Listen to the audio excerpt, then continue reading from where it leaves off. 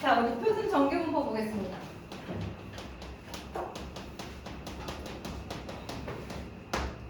자, 표준 정규분포는 정규분포 중에서도 평균이 0, 그리고 표준 편차가 1입니다.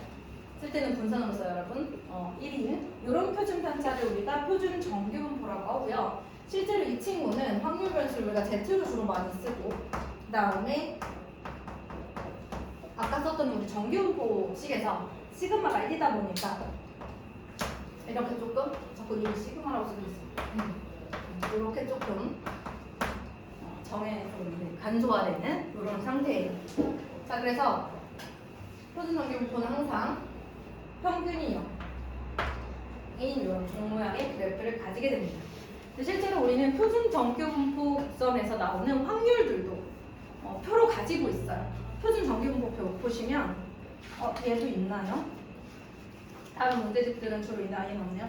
왜냐하면 보통 주니까, 그치? 표준 정규분포 표도 우리가 이제 주어져 있습니다. 자, 이때 표준 정규분포 좋아, 간단해, 좋은 거 알겠어. 왜 나왔을까? 표준 정규분포가 표준 정규분포는 일반적인 정규분포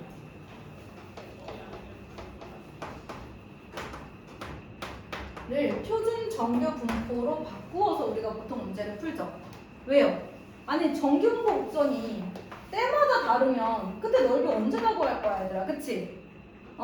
표준화가 딱 돼 있어가지고 얘를 이렇게 옮긴 다음에 평균이 0인 정규분포로 바꾸는, 그래서 모든 정규분포가 다 이렇게 표준화가 될 수만 있다면 여기서만 확률을 구하면 되는 거잖아. 매번 다른 곡선에서 확률을 구하는 것이 아니라 정해진 곡선에서 확률을 구할 수 있잖아요. 제일 중요한 건 뭐예요? 그 수많은 그냥 정규분포를 표준 정규분포로 바꾸는 게 중요하거든. 바꿔서 여기서만 문제를 해결하자.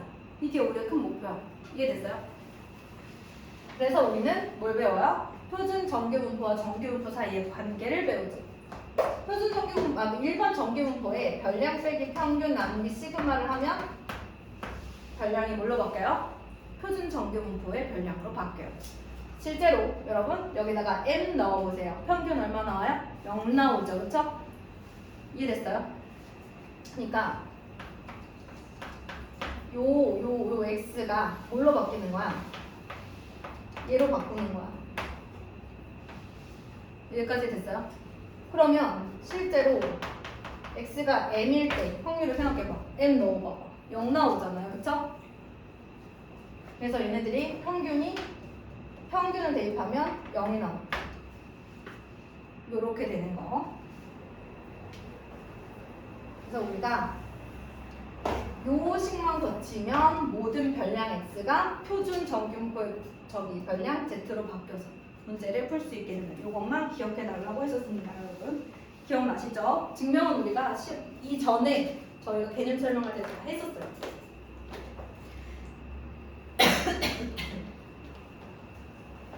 너네 기억나는 거지?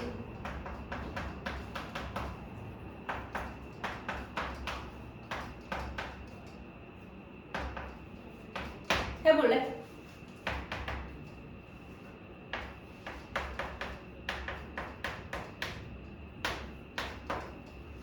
이렇게 되는 거죠. 선생님 이렇게 증명해줬던 것 같아. 그치? 요게 뭐야, Z. 자, M 넣어봐. 시그마분의 M, 시그마분의 M 얼마 나와? 0 나오지. 맞지? 너희들이 별량을 이렇게 바꾸면 M이었던 평균이 0이 되는 거. 맞지? 자, 이번에는 시그마 구해볼까? 시그마 X는 시그마라고 했을 때 시그마 분의 1 곱하기 시그마 X로 정리가 되죠? 요건 AS 플러스 B의 시그마 구하는 방법대로 간 거야. 1, 맞네. X라는 별량을 얘로 바꿔주는 순간 평균은 0이 되고 표준 편차는 1이 되는 거야. 맞네요, 그쵸? 오, 맞네. 저것만 거치면 모든 정규분포 곡선이 저렇게 바뀌는 거예요. 아, 너무 좋아. 자, 그래서 이것도 마찬가지로 표준 정규분포 곡선도 정규분포 곡선의 성질, 대칭성 다 따릅니다. 예제 3번. 어느 고등학교 학생의 한 명의 평일 스마트폰 이용 시간은 평균이 4.7시간. 다음에 표준 편차가 0.4인 정규 분포를 따른다고 합니다. 자, 그러면 우리는 보통 정규 분포를 따릅니다. 이렇게 쓰죠. 이 고등학교 학생 중에서 임의로 선택한 학생 한 명의 평일 이 스마트폰 이용 시간이 4.5 이상 5.1 이하일 확률을 오른쪽 표를 이용해서 구해봐라. 잘 봐. 자, x를 어떻게 바꿔보라 그랬어? 별량 x 빼기 평균 나누기 시그마. 얘는 z로 바뀌죠. 이렇게 쓸 필요 없잖아. 얘가 z니까, 그치? 자, 그 다음 어떻게 바뀌어요? 별량 빼기 평균 나누기 시그마 하는 거야. 그럼 얼마나? 마이너스 2분의 1 z 1 이렇게 나오니? 그러면 그래프상으로 봤을 때 0, 1 얘가 0.5, 마이너스 0.5 이런 거 아니야, 그치? 맞니? 자, 근데 표준 정규 분포 곡선의 표는 지금 보면 뭐만 나와 있냐면 0 이상 누구 미만 이렇게 나와 있으니까 오른쪽만 나와 있어요. 그럼 왼쪽은 어떻게 푸느냐? 여기 대칭성 0.5일 때 0 이상 0.5일 때를 풀면 그게 이제 여기랑 똑같은 거야. 표 봐봐. 0 이상 0.5일 때 얼마라고 나와 있어? 0.195라고 나와 있어. 표 봐. 맞아? 표 맨 위에 보면 이렇게 스몰 z 이렇게 써져 있는데 여기에다가 0.5를 넣으면 돼요. 그랬을 때 확률이 0.1915라고 표가 설명하고 있는 거야. 그럼 여기가 0.1915네. 그리고 0부터 1까지의 확률 얼마라고 나와 있어? 0.3413이라고 나와 있어. 얘랑 뭐 해주면 돼? 더해주면 끝. 끝났어요. 자, 이번에는 넘어가서 이항분포와 정규분포 사이의 관계 한번 보겠습니다. 이항분포와 정규분포의 관계.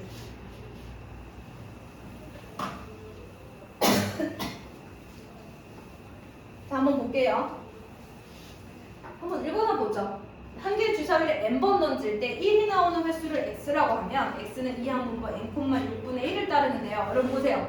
n이 10일 때, 30일 때, 50일 때 점점 n이 커지면서 어디에 가까워져요? 정규 분포 곡선에 가까워지는 거 보이시죠? 가운데가 더 많이 나오는 거, 그렇죠? 양쪽 끝이 좀 덜 나오죠? 자, 이게 그러면 이항분포와 정규 분포는 어떤 관계가 있느냐? 거기 그 밑에가 제일 중요하겠죠. 그래서 거기 보면 확률 변수 x가 이항분포 n, p를 따를 때 자, n이 점점 커짐에 따라서 얘네들이 뭐랑 가까워져요? 정규 분포 곡선에 가까워지죠. 정규 분포 곡선은 m, 시그마 제곱이잖아요. 여기다 뭐 쓰면 돼?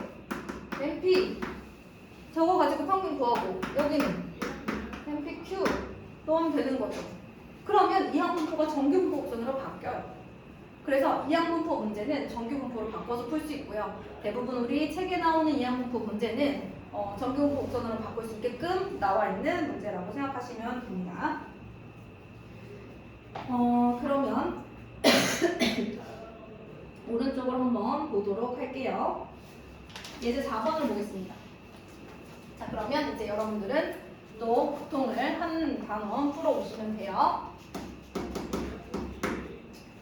오늘 하지 않았던 레벨 3부터 그 다음에 이번 단원 레벨 2까지 이렇게 풀어오시면 됩니다. 자, 예제 4번 보시면 1부터 8까지 자연수가 하나씩 적혀있는 8개의 공을 들어서 주머니가 있습니다. 이 주머니에서 2개의 공을 동시에 꺼내요. 공에 적힌 수를 확인하고 다시 넣는 시행은 64번 반복했을 때 꺼낸 2개의 공에 적혀있는 두 수의 곱이 4의 배수가 나오는 횟수를 x라고 하겠다. 그럼 우리는요. 자, 지금 64거든요. 그러면 보통 여러분 보시면 아시겠지만 30 넘어가면 다 표준 정규 분포 곡선을 따를 수 있어요. 그러니까 자, 얘를 가지고 그래? 그러면 정규 분포표를 이용해서 문제를 좀 풀 수 있겠다. 그리고 여기 표도 나와 있고, 그쵸? 그러면 이제 64일 때 확률 P를 구하기만 한다면 문제는 해결을 할 수가 있겠다라는 생각이 드는 거죠. 자, 그래서 두 수의 곱이 4의 배수야. 2개를 꺼냈을 때 두 개를 꺼냈을 때 4의 배수가 되려면 일단 짝수인 2의 배수 두 개만 꺼내야 돼. 봐봐. 2의 배수. 2의 배수. 두 개를 꺼냈어. 4K 4의 배수잖아. 그치? 자, 그러니 우리는 짝수 두 개만 꺼내면 무조건 4의 배수입니다. 짝수가 누구냐면 2, 4, 6, 8이에요. 4개 중에 몇 가지를 꺼낼 수 있어요? 2가지를 꺼낼 수가 있다. 몇 가지죠?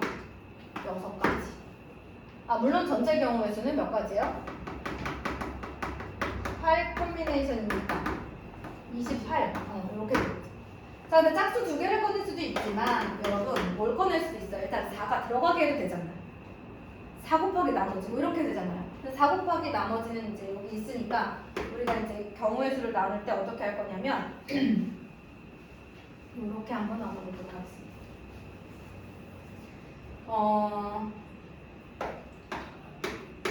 자, 1, 3, 5, 7이 적혀 있는 숫자를 한 번 어떻게 두 개를 꺼낼 거잖아. 그치? 하나를 꺼냈어. 그치? 그 다음에 나머지는 누구를 꺼내야 되나 선생님이? 4의 배수라고 했잖아. 그치? 자, 그럼 이렇게 쓸게. 얘는 짝수 두 개를 곱한 이런 형태고 이번에는 4의 배수가 들어갔어. 4의 배수가 들어갔어요. 그러면 4나 8이 들어가야 돼. 그치? 그 다음에 여기에 누군가 다 들어가도 괜찮은데 그치 얘들아? 생각해보자. 여기 2가 들어가도 되니? 왜 안 되지? 저 위에서 셌잖아. 4, 6, 8이 들어가는 건 마찬가지겠지? 위에서 다 셌어. 그러니까 여기는 뭐만 들어갈 수 있어? 1.5. 4의 배수가 아닌 경우랑 4의 배수가 하나 들어간 경우 이렇게 나눠 생각해보시면 돼요. 그러면 두 개 중에 하나 고르고 4개 중에 하나 골라야지. 몇 가지요? 8가지.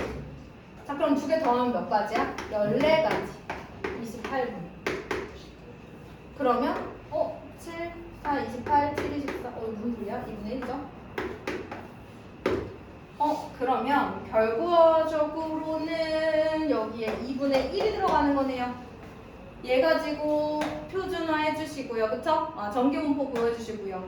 걔 가지고 표준화까지 해주시면 표준 정규분포 곡선으로 문제를 풀 수가 있게 되겠죠. 자, 한 번만 더 해볼게요. 정신 차리고 마지막까지 잘 들으세요. 여러분 이 뒷부분은요. 개념만 정확하면 어쩌면 괜찮은 문제들이 꽤 많습니다. 사실 저번에 우리가 모의고사 풀었던 것들 중에 29번의 표준정규분포 문제가 자꾸 나오는데 그치? 그 29번 문제가 진짜 지나치게 과하다라고 생각되는 문제가 사실 많지는 않았어요. 그러니까 여러분 도전하세요. 얘는. 자, 해볼게요. 일단 B가 64,2분의 1이 나왔어요. 평균 얼마예요? 32. 시그마 제곱 얼마예요? 32 곱하기 2분의 한 번 더 16이잖아. 그치? 그럼 얘는 32,16 4의 제곱을 자르기. 자, 그런 상태에서 확률 36 40 뭐 해야 돼? 표준화 별량 빼기 평균 나누기 시그마 해주는 거야. 36 빼기 32 나누기 4 40 빼기 32 나누기 4 이렇게 해주는 거야. 얘도 Z로 바꿔주고 거기 나와 있겠지? 자, 해보니까 1 이상 2 이하야 얘들아. 자, 그럼 잘 봐. 여기가 0이고 1 이상 2 이하야. 여기를 해줘야 돼.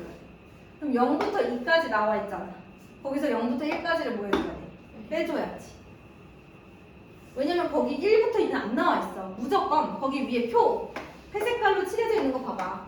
0 이상 확률 변수 Z가 누구 이하일 때 이 Z가 이 Z에 해당하는 게 어디에 나와 있어? 여기 나와 있잖아. 여기에 0.5. 그럼 이 스몰 Z 여기에 0.5가 들어간다는 거야. 0 이상 0.5 이하일 때가 0.191이야. 1.0이면 스몰 Z가 1.0, 스몰 Z 자리 1.0, 0 이상 1.0 이하일 때가 0.3413이라는 거야. 다 0 이상으로 주어져 있잖아. 그치? 그럼 0 이상 2 이하인 범위에서 0 이상 1 이하인 범위 빼주면 되잖아. 여기까지.